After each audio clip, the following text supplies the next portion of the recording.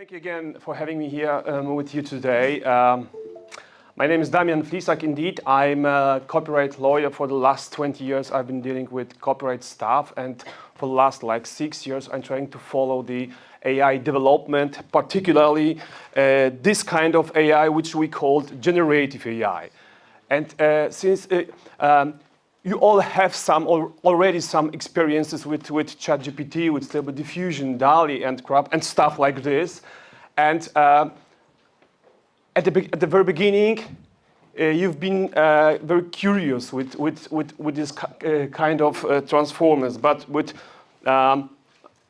more and more, you are diving into this area. I guess that some of you started being a bit afraid what is going to happen to you, to young creators. Is there any point to educate young creators, since AI can generate without any limits? Practically within a fraction of seconds, you can have billions of nice cats. These questions are fully legitimate. I'm also, but there are some professions which are in much worse situation as you are. I'm also a sworn translator for German language, and when I'm giving the lectures for the translator, they are begging me literally to tell them something positive, because translators are in the first row to yeah, you know what I mean. But okay, coming back. Nevertheless, I see the future bright. But the thing is, how you're going to adjust yourself to this AI stuff. You shouldn't be afraid about AI, but about your competitors who has managed to adjust themselves to AI, because they're going to have the competitive advantage against you. So not AI is a problem, but your colleagues, which manage to adjust themselves to AI. Okay, but as you know, there are some cases right now, like 20 cases being brought before the American courts in the United States. Some creative people are claiming against let's call them AI developers, that their AI algorithms are being trained on their works, and that this AI output sometimes is very, very similar to the input, to the works which have been used as the data, which have been ingested by the AI algorithms. So they are claiming that, hey, how could it be that the output of the AI is so similar to my works? What can they do about it? But step by step. First thing which is quite important to you is that AI output cannot be protected by copyright. The human output, your output, for sure. This is because copyright law does not perceive the AI as an entity being able to create something, full stop. The truth is, however, that in the most of the cases, we have very seldom the case that there is a pure AI output. In most of the cases, you are using the AI tools to create something, and then there is a problem whether such a whether this kind of output also is going to be protected by copyright. Have you heard about the 10th Symphony of Beethoven? About the Rembrandt, the new Rembrandt paintings? Yes. So these are the classical examples of the cooperation between the humans and the AI machines, and this kind of outputs is certainly protected by copyright law. Pardon? Sorry, can I say something? Of course, I really always. love to hear to you, and I feel like that I have to kind of really, when you're working that Okay, way. I should say, yeah. The thing is that I have a direct link between my legs and my brain. I understand Yeah, you're this is also my problem. an attorney also, so they do that. Certainly. Okay, so exactly. So the good news is that only your output is going to be protected. I'm not going to discuss too broadly the risks and the advantages and the disadvantages of AR art. This is a discussion of a different kind. But let me just point to some crucial points. Of course, AI can produce very fast. No limits. Point. Thanks to AI tools, even Damian Flisak, which is organically not able to create anything, I can become a creator all of a sudden. Which this as a rule is a good thing, because because why not? Third advantage of AI art is that thanks to AI tools you can create something fully out of the box. Right? What are the risks of AI? Yeah, the first risk is that the human creativity can be devaluated, because indeed, if you can create an image, I don't know, if you are able to paint something in a week time, and AI is able to do the same thing in a fraction of the second, here we are. The plagiarism. This is a very important thing. My students might even cheat on me when giving me some essays claiming their authorship. Okay, but I used to repeat all the time. I'm not the one. I'm not your lifeguard. But remember, in 2, 3, 4 years from now, there will be certainly some software developed which will 100% detect all of the cases of plagiarism. What then?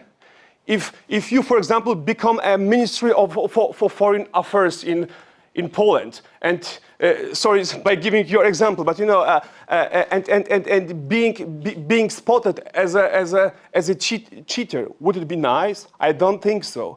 So always bear in your mind that the answer to the machine is in the machine. Today, this program are still not so well functioning, but in 2, 3, 4, 5 years of time, they will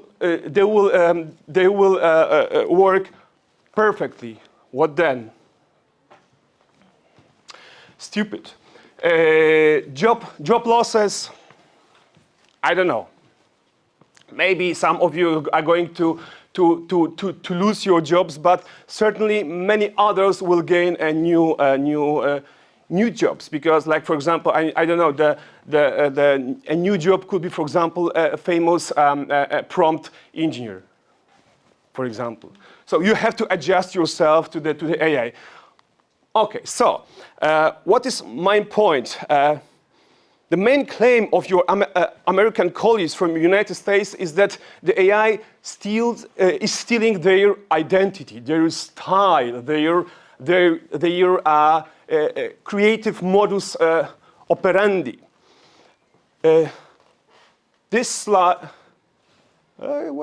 This slide is only a proof that even today's AI is able to perfectly mimic not only the art, but the images, the sound, and it can create in a perfect quality some fake pictures, some fake news, and this is very bad information for the whole society. We have to teach the young people unlike in my times, that not everything they see and then they hear on the internet is trustworthy. Said but true. Critical thinking, always critical thinking. Me being born like 46 years ago, I got used that, of course, okay, the signature can be maybe faked, but the image, the sound, the voice, today the times have changed dramatically. Of course, these pictures, these fake pictures, are kind of funny. I mean, Pope in Balenciaga jacket, for some of us, is funny. Chancellor Merkel with Obama is funny for everybody. Not big harm, laugh. It's good. But you can imagine hundreds of scenarios with horrible fakes, like porn revenge, like these kind of things you couldn't even think of. So this mimicking ability is something existentially dangerous for you, creative people. For me too, by the way, because I can create it when I write, not when I draw something, but when I write. So the question of your identity, and here you have the bad thing about copyright. We copyright lawyers can protect your cats, your houses, your I don't know, the images you are producing. It is of course copyright protectable. However, copyright cannot protect is your style, the style, the way, this something. Okay, sorry, still watching link. Bad. Shame on me. So these pictures have been created in the style of somebody. On the left hand, like Vincent van Gogh. Have you heard about? Here a Munch, and here maybe Dali or something. New pictures, but being created in the style of. Unfortunately, for the copyright, invisible. I mean, if you had a style, I'm sure you have a kind of style. If I painted something in your style, the cat in your style, no, not your cat, but not your cat, but a cat in your style, you wouldn't have any chance to go against me in the court, because copyright does not protect a style. Once again, and many young people called me saying, "Hey, Damian, you're supposed to be copyright guy. Please help me." Sorry, I mean. And a couple of days ago, DALL-E 3. This, by the way, this is my art. So now you see why I'm saying that I'm organically not even able to create anything. These are my first prompt. Some days ago, DALL-E 3, the third iteration of DALL-E, announced that DALL-E 3 is designed to decline, is not able to accept requests that ask for an image in the style of a living artist. A miracle has happened. It is huge. This is for your huge advantage. DALL-E 3 won't accept a prompt like, "Please draw me a cat in a style of, I don't know, Dali or whatever, Rothko, Wilhelm Sasnal, whoever it is. No, Jojo, of course, I know, even me." Yeah, question? I have a question. Well, it's like, because I have a question because you can sometimes like upload an image and just say, draw it in that style. You don't have to like necessarily say a surname or a name of the artist. Will it somehow also deal with that? Good question. Still don't know, because this is only the announcement. The third iteration of DALL-E is going to be published like this tomorrow or today, or maybe the day after, or maybe in the next days. Fully legitimate questions. All I know stems from these sentences. In a style of a living artist. Good question whether DALL-E will. The thing is whether DALL-E can extract the style of somebody from one picture, right? Maybe yes, maybe not. I would rather doubt, because I would say that even though AI is a huge machine, in order to be able to mimic a style, you have to have been ingested with hundreds of pictures, so DALL-E knows what is the style of this or that guy. This would be my guess, gut feeling. Maybe I'm wrong, but really, I have thanked to DALL-E on my short comment on LinkedIn, being posted on LinkedIn. Thank you, OpenAI. Thank you for that, because indeed, there's no way over the copyright to go against this kind of cases. What do you think? Why this? Why these commitments?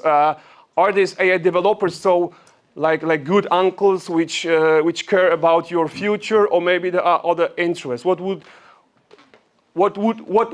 be your guess? Why this?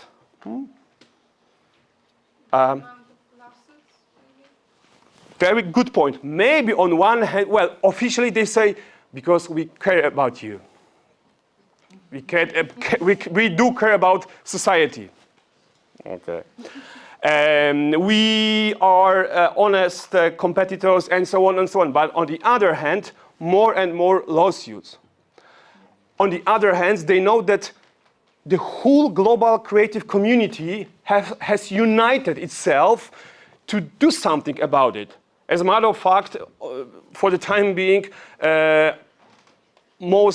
only your American colleagues are doing practically something about it for obvious reason, because these AI champions are being seated in United States. So no wonder that this is the right place to go against it. But whatever the reason is, thank you.